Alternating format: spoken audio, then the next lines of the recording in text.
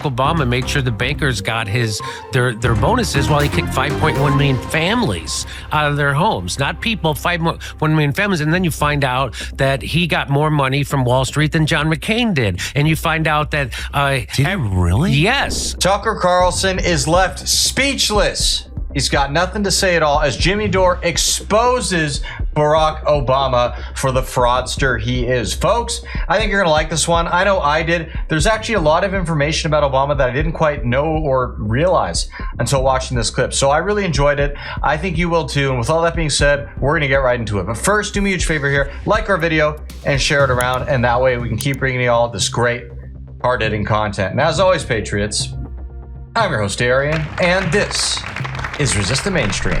Obama made sure the bankers got their bonuses while he kicked 5.1 million families out of their homes. Not people, 5.1 million families. And then you find out that he got more money from Wall Street than John McCain did. And you find out that... Did he really? Yes. And that there was an email from Wall Street, from Citigroup to the Barack Obama campaign with a list of people they wanted in his cabinet. Every person on that list ended up in his cabinet. And the reason I know that, because that got released by Wikileaks, and that's why they've been trying to kill Julian Assange ever since. And so they all are working. He wasn't a departure from George W. Bush, Barack Obama, just his skin color. He took us from 2 wars to 7. He gave us a right-wing healthcare plan, which came out of the Heritage Foundation, which is the same people I gave you Project 2025. And, he gave us Mitt Romney's healthcare plan. So, and he deported all those.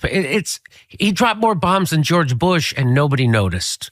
And that's why. Okay, a lot going on there. Wikileaks.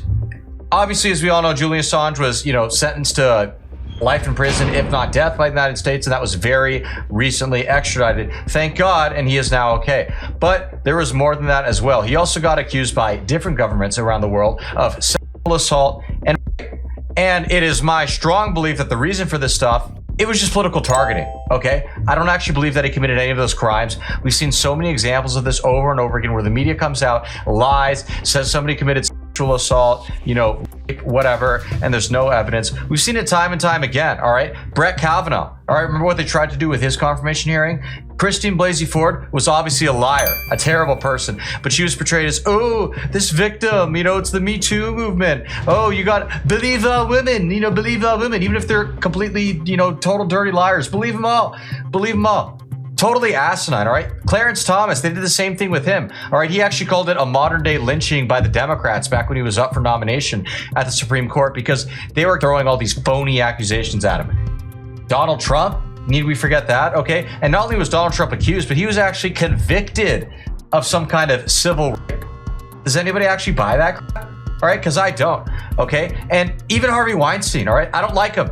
He's a Democrat. He's a pig. He's a scumbag, all right? Nobody likes Harvey Weinstein. I get it. But he was quite clearly a sacrificial lamb for these people with this Me Too movement. It was a way to get the ball rolling so they could keep accusing men over and over and over again, all right?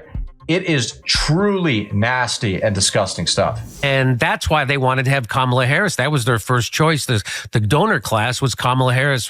They thought we'd have a female Barack Obama. And that's a good face for imperialism, right? Because we have a black woman bombing and stealing resources and doing neoliberal and neocon policies. That's perfect. And that you couldn't get a vote. So then they had to go to their second most reliable person, which was Joe Biden. That's exactly how it worked. I don't know if you remember, but they coronated her on Martha's Vineyard. She's going to be our candidate. And they thought they had the black Barack Obama, but she couldn't get a vote. She has no political talent, right? And so then they forced her on Joe Biden as the vice president. And then, of course, they did a coup, just like Jim Gaffigan said at the L. Smith dinner. They had the debates way earlier than they normally would, so they would give them enough time to install Kamala Harris.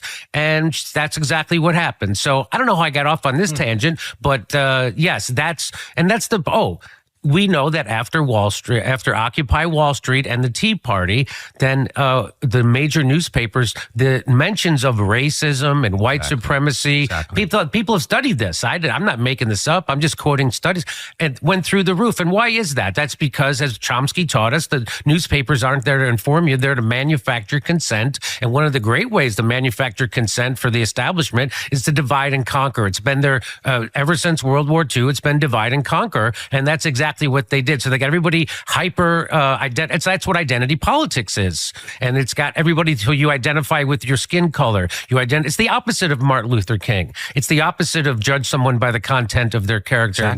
And so now everybody's identified with their gender or their sexual preference or their skin color or their ethnicity. And they got us all siloed off and split up. Yes, exactly. And this idea that Donald Trump was somehow this horrible, divisive guy who just pit Americans against one another, all the problems in our country because of Trump's fault, it's so asinine. I'm so sick of hearing it. And it's not true. Okay. I mean, aside from the obvious, look, because a bunch of crazy leftwoods get triggered and start frothing at their mouth because they get, programmed by the media to hate somebody, that's not the guy's fault, okay, for the programming. That's a combination of things. The media and also just them, frankly, I believe in individual responsibility for just being duped by stupid forces, all right? People should know better and think better. It's absolutely ridiculous.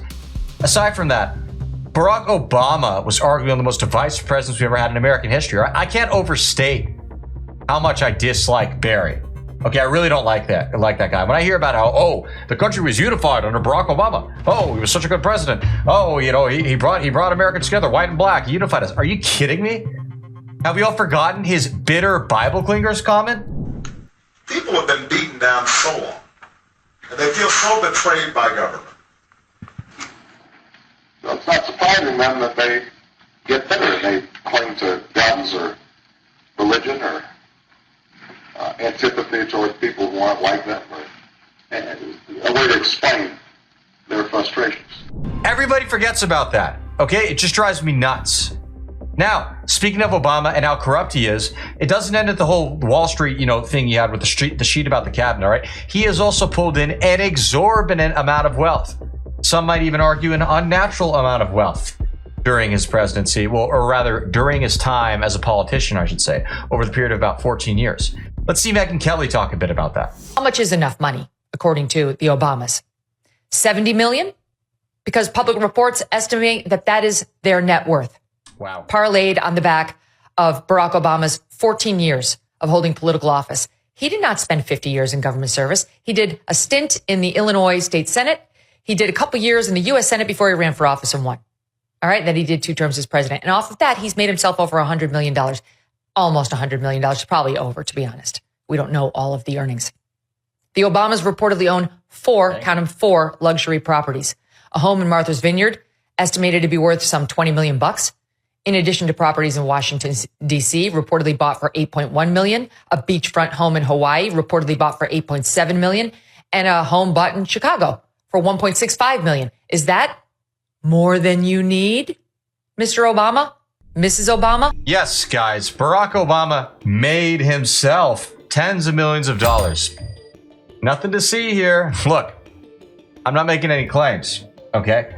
I'm just saying something is a little bit weird about that. That's all. With all that being said, everybody, thank you for tuning in. We really appreciate it. As always, folks, comment below. Let us know what you liked about the clip, what kind of stuff you want to see in the future, and hit that subscribe button. And that way, we'll be sure to see you again soon. God bless.